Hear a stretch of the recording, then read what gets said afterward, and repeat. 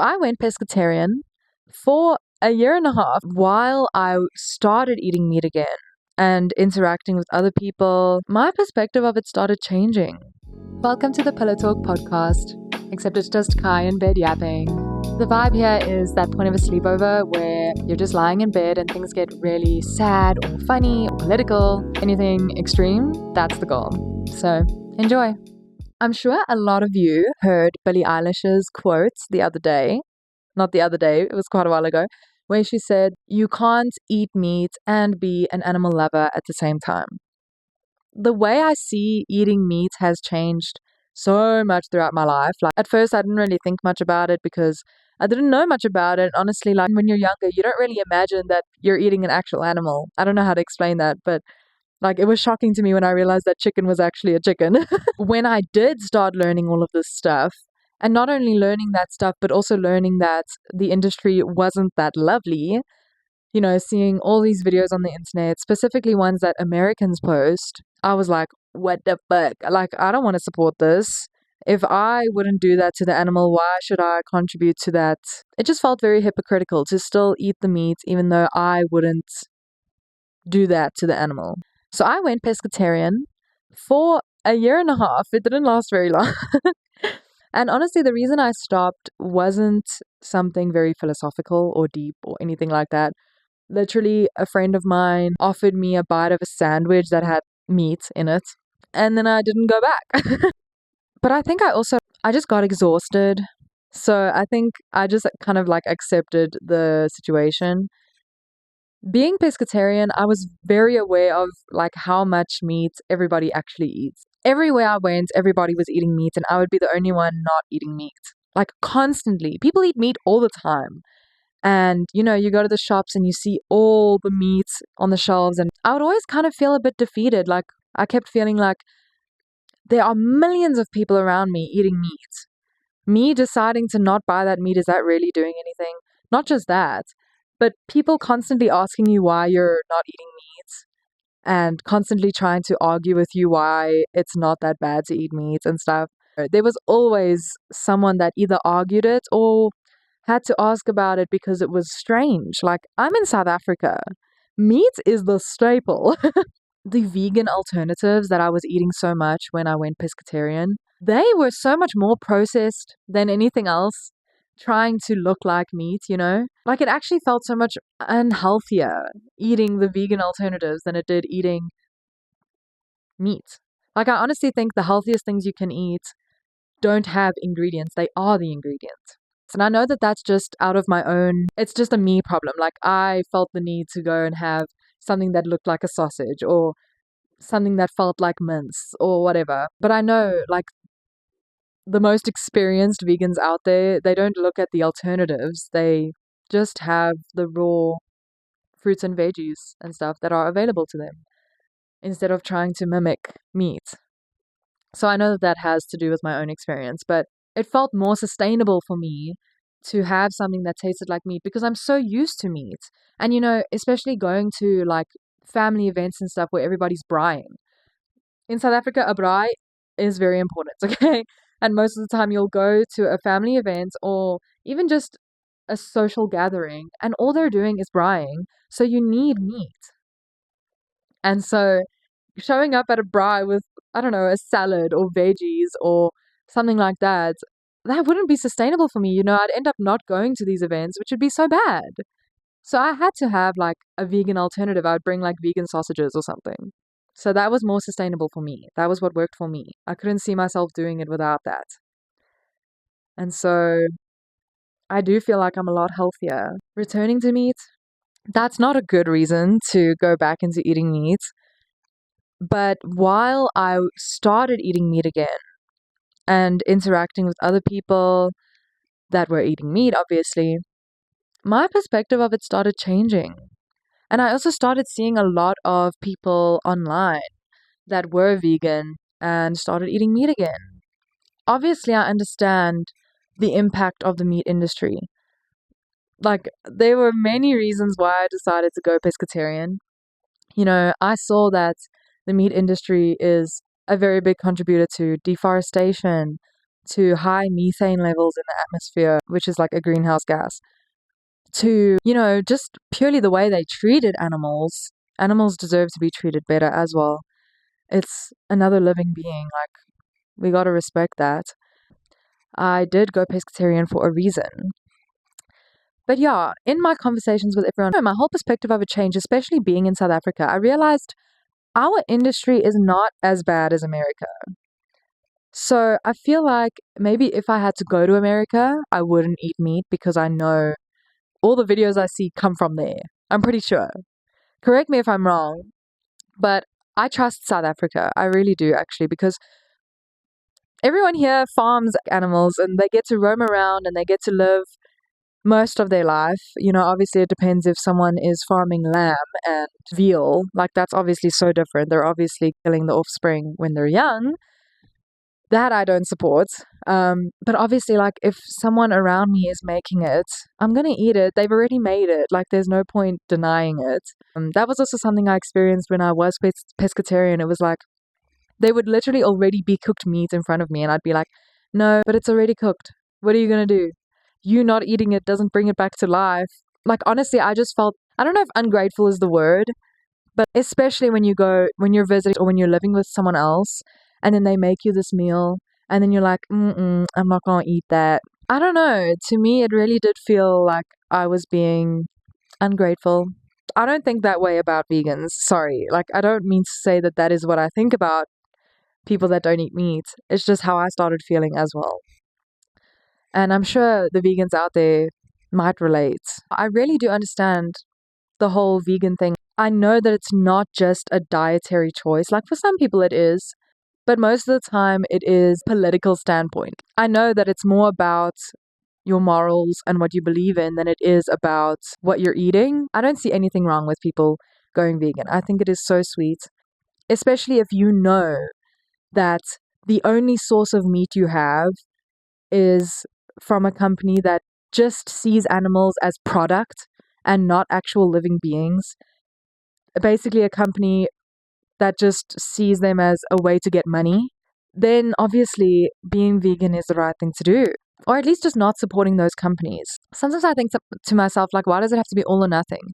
Because when someone's vegan and it's for the reasons of respecting animal rights, when you go visit someone and say they have cows, so now they're cooking it. You know that this animal got to live its life. It was walking around. It was living a good life. It wasn't being like tortured. But in that case, like, I don't think it's such a bad thing to consume that animal's meat. Yeah, I think intention matters so much. And if you approach that meal with like absolute gratitude for that animal's life, just completely honoring the animal that you're about to consume, instead of seeing it as eating death, you're eating life. I think that that plays a big role. And that's kind of how my mindset started changing in my journey of eating meat again. And so I actually see it as more of like a sacred thing to be able to eat this animal. Now, you know that that person doesn't violate your morals or whatever. So you want to consume the meat, but now if you do, you're no longer vegan. So I think vegans also have this like moral imperative of like having to stay consistent with not eating meat. Otherwise, they're no longer vegan. It's like this all or nothing thing. And that's also why I don't really want to associate with that. And it's another reason why I hate labels. Like, I've said this so many times, but I think labels really just put us in a box and don't allow us any freedom of diving into different things depending on how it feels for you. If I know that a certain country or a certain area or a certain company treats their animals horribly and just sees them as an income source that they get to do whatever the fuck they want to and use like a machine, that I don't like. And then I won't be supporting that company or that area or country or whatever. Especially because I've said this before and I'll say it again. Nature is so intelligent. And I really do believe that God, the universe, this higher source of consciousness, provided literally everything we would ever need on this planet. And please, I don't mean to say that as like, this whole planet was made for humans. So, animals and crops and all that are for humans to use. Like, I'm not saying it like that. I do acknowledge that we are all living beings and we should respect each other for being that. So what I mean is, like, even we are here to provide for the other living beings. You know what I mean? Like, I literally think that because God is so intelligent, nature's so intelligent, I really do think everything that any being could ever need is here. And we are also here to provide for others, just as much as they are here to provide for us. And I don't see it as just plants. I also see that in the animals. Like, animal meat is the best source of iron. And, like, for centuries, our ancestors have been using bone marrow and also bone broth for health purposes because it has such great healing potential, healing powers. Like, that doesn't happen by accident, in my opinion. Like, I don't see any accidents in the universe. I really do think that they are also here to benefit us as much as we are here to benefit them. You know, we are here as gardeners as well. Most people see this planet as a resource to be used instead of an ancestor that we are living with. And so most people don't see humans as gardeners of the earth, as beings that are supposed to nurture the earth and coexist with the earth. Instead, you know, we treat it like a product that we can just use and exploit and overuse and abuse and yeah. So that's where the problems come in. And that's obviously the parts of the world that you don't want to support. And one day I really hope I can create my own little sustainable way of life. But I think we should also focus on when things don't work with us. Bacon, for example, pork. It's a class 1 carcinogen, meaning it causes cancer. Not only that, but even processed meats, so sausages, hams, basically all the things that are man-made meat products, they all contribute to cancer. And so when you listen to how that is affecting our bodies, that is obviously not made for us to consume, and we shouldn't. So that I try to limit. And I think it's even more reinforced that we shouldn't eat those things when we look at different religions. Like, I always take the spiritual side of things into consideration. And so many different religions tell you not to eat pork. And I think most religions is because they see it as like being really close to human meat. So it's basically cannibalism. Whatever the spiritual reasoning may be, spiritual leaders were guided to stop people from eating pork. So there's a spiritual side to it. There's a biological side to it. So honestly, we should take all of these things into consideration when it comes to what is actually made to contribute to us and what is not. You know? Why do we keep fighting things in the name of our own experience, you know? Our desires, our experience, for example, the way our food tastes, is not more important than another being's life and their experience in this life. Instead of being like just vegan, being unethically sourced meat is probably the more sustainable solution, in my opinion. Again, I really don't see anything wrong with anyone that is vegan, but I'm trying to come up with like a more sustainable solution for those of us that really do see the benefits of eating meat and really do appreciate that we get to eat such precious life forms that provide so much for us as well. And I also think about that in a spiritual sense, I guess, when it comes to our ancestors. The ancestral diet includes especially organ meats and bone marrow and all that stuff. Because our ancestors ate meat and they weren't evil for doing that.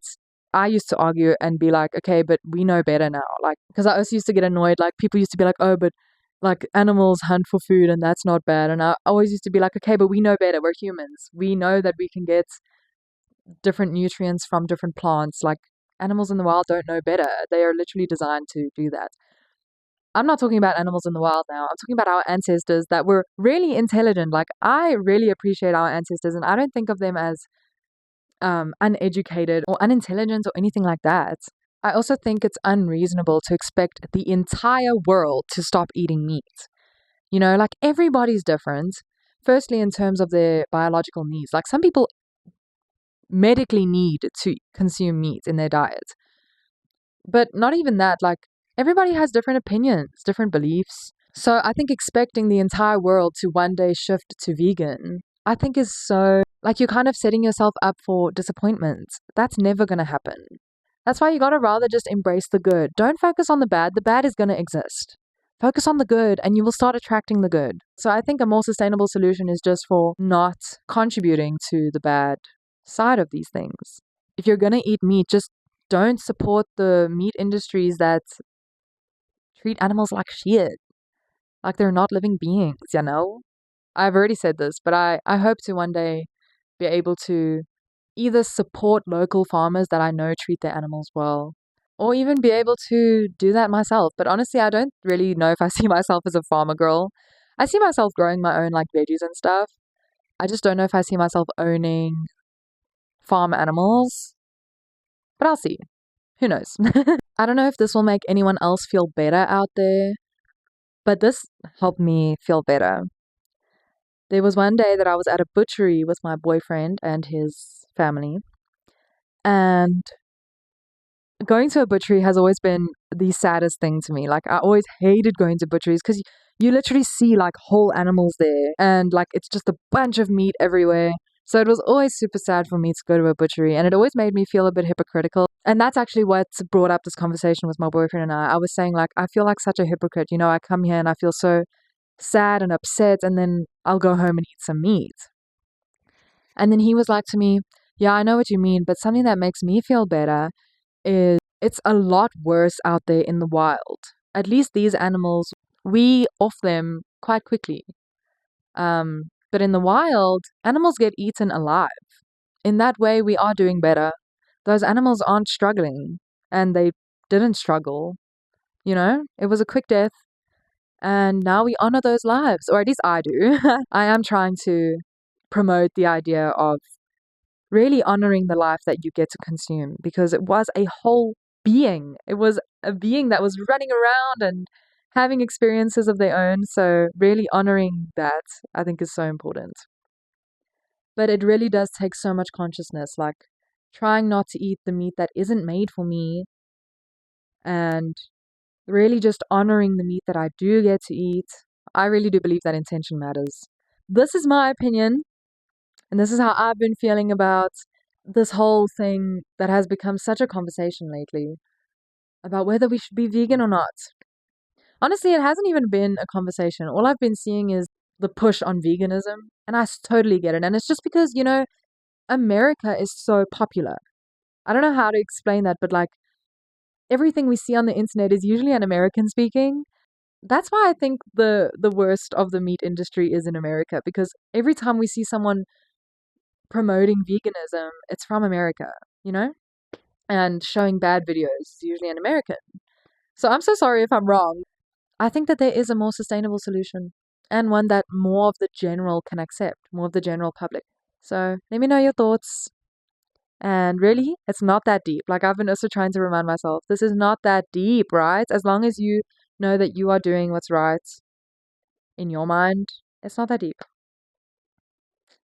I love you. I'll see you in the next one. Mwah. Thank you so much for listening to today's Pillow Talk episode. If you have any thoughts, please comment them down below. I want this to be a conversation, like a sleepover. I love you so much. Bye.